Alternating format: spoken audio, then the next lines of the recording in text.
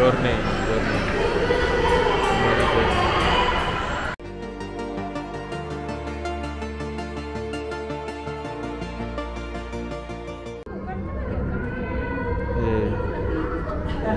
Kita dulu nih. Berarti durasinya sampai kilometer. Menurut riwayat kitab suci, Fir'aun meninggal karena tenggelam dan karena rasa shock yang hebat. Dr. Perselian juga seorang penulis terkenal. Garis hitam ini adalah garis utamanya.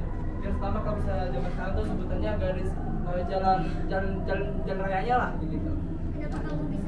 Meter yang di pertama di kedua tadi ini adalah gambaran. Sebelum itu kita kan bahas di mana Muhammad itu sampai di Madinah. Muhammad itu sampai di depan sini. Boleh kita bisa biar yang lain bisa lihat. Bisa kesini.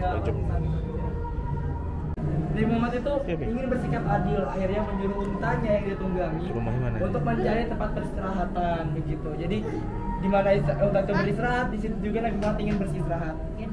Untanya pun berhenti pas di rumahnya Abu Ayyub Al-Ansori di sini. Ini adalah rumahnya beliau, Abu Ayyub. Di sini Nabi Muhammad tuh tinggal di lantai keduanya. Selama Nabi Muhammad tinggal di situ, Abu Ayyub tidak sekalipun naik ke lantai 2 karena menghargai Nabi Muhammad saat itu. Akhirnya Nabi Muhammad pun membeli 2 petak tanah yang akhirnya dibangun menjadi Masjid Nabawi ini dengan ukuran 50 kali 50 meter. Jadi sesederhana inilah bentuk Masjid Nabawi sebelum Fathul Khaybar. Gitu, sebelum di sini juga ada di depan rumah pintu Nabi Muhammad itu ada rumahnya Sayyidah Fatimah dan Sayyidi. Kita lihat di situ adalah koleksi barangnya. Mulai dari di atas, pas di atas ranjang Nabi Muhammad itu adalah pedang, namanya pedang Zulfikar. Inilah gambaran pedang Zulfikar. Ini pedang Zulfikar. Memiliki ini pedang Zulfikar.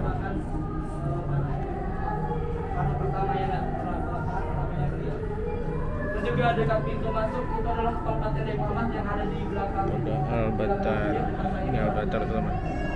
Itu adalah tongkat yang sering Nabi Muhammad pakai jika ingin berkhutbah atau ingin menyebarkan agama.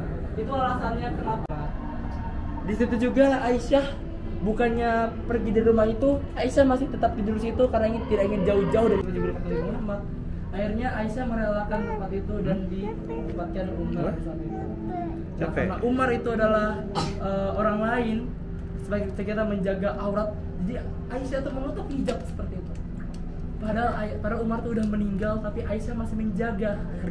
Tampaknya kuburan Nabi Muhammad, kuburannya Abu Bakar dan Umar bin Khattab seperti itu. Jadi saat terbuka ini adalah di robohnya rumahnya Aisyah ini terjadi pas di kekhalifannya Umar bin Abdul Aziz. Jadi Umar bin Abdul Aziz membuat sebuah tembok dinding seperti ini yang terbuat dari batu yang sama, yaitu batu di pembuatan Ka'bah. Dan bisa dilihat ini adalah di sini. Ini adalah sisa dindingnya rumah Aisyah yang masih berdiri kokoh saat itu. Dan wallahu alam kita tidak tahu sampai sekarang rumah itu dinding ini sih berdiri kokoh atau tidak. Gitu ya. Jadi seperti inilah bentukannya. Jadi hanya orang-orang saat itu yang rumah saat itu roboh, situ orang-orang berbondong-bondong melihat kuburannya di Madinah saat itu. Jadi masih ada lubang di sini. Dan di sini juga akhirnya dibikin seperti kubah seperti ini. Awalnya kubahnya itu terbuat dari timah. Akan tetapi ada kejadian di mana petir itu menyambar di menaranya di Masjid Madinah, Masjid Nabawi. Akhirnya menyebabkan kebakaran hebat yang ada di Madinah sekitaran Masjid Nabawi. Dan mengakibatkan jadi beginilah tampakannya. Dan ditutuplah begini tampakannya saat itu. Di sebelah sini juga ada ditaruh di mana ini adalah tempat tidur. Dan ini adalah tanda untuk menggambarkan ini adalah posisi makam Muhammad, makam Abu Bakar dan makam Umar begitu. Dan akhirnya disederhanakan, dimodernisasikan dan dibentuk seperti bangunan yang kita tahu seperti ini bentuk bangunannya.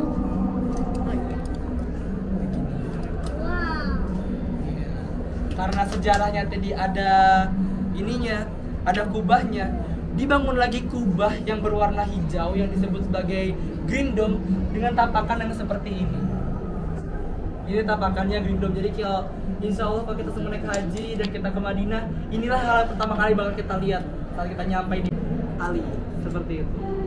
Dan ini juga ada namanya pedang para nabi. Jadi pedang para nabi ini pertama kali digunakan oleh bangsa kafir dengan hal-hal yang tidak baik. Jadi saat itu pas ada Nabi Daud merampas pedang ini dan membunuh kafir saat itu. Jadi pedang ini pertama kali digunakan oleh Nabi Daud, terus turun lagi ke Nabi Sulaiman, terus setelah itu Sulaiman ke Nabi Musa.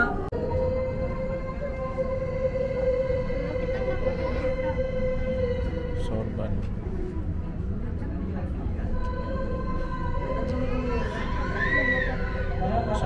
Sandal. Takut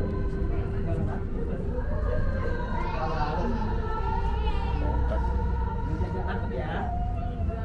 Harus berat.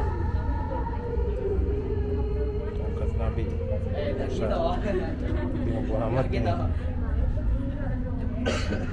Dibunyi nama foto-foto. Coba 7 kali 5 meter persegi dan tingginya itu sebagai kita manusia berdiri dan kita tinggal mengangkat tangan itu udah nyampe ke atap rumahnya. Jadi sesederhana itu Nabi Muhammad. Ulama tapi tidak menggunakan ilmu kalian dengan baik.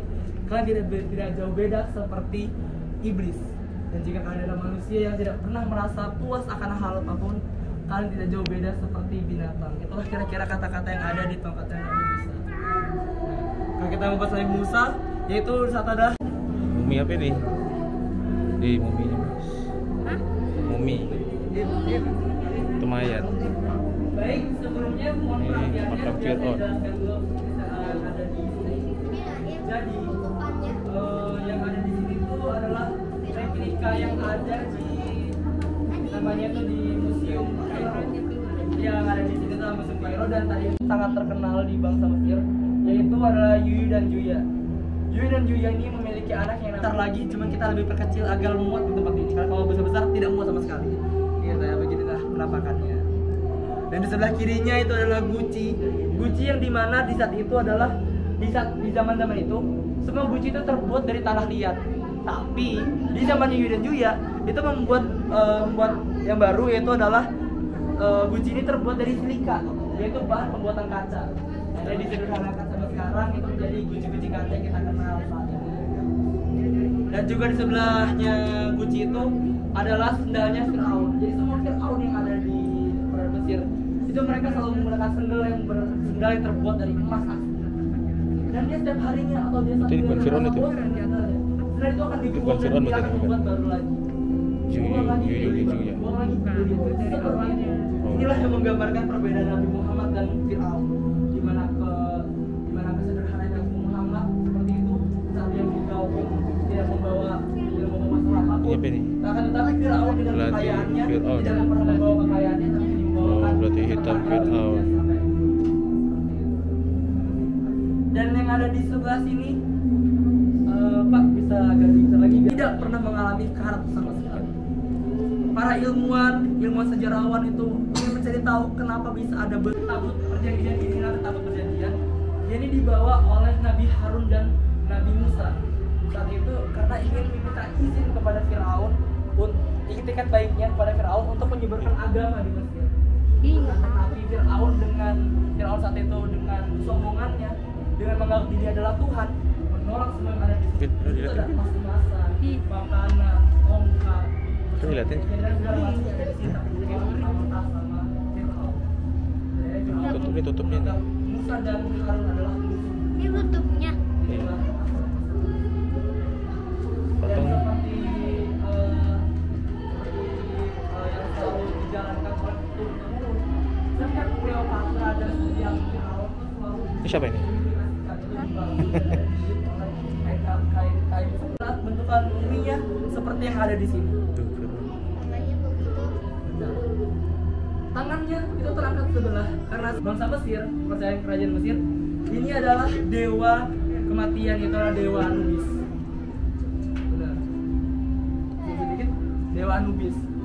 Jadi ini tuh hewannya memang ada, memang hewan itu menyerupai anjing yang ada di Mesir. Jadi kebiasaan binatang ini adalah di saat ada kuburan Takut mas? museum Turki yang namanya Ini Fir'aun ya. Temannya Fir'aun. Tinggal tulangnya aja. Tinggal tulang aja sama kulit. kulitnya, ada dagingnya dikit. Daunnya, Hmm? daunnya sudah hilang. Udah mati. Oke, kalau ingin foto-foto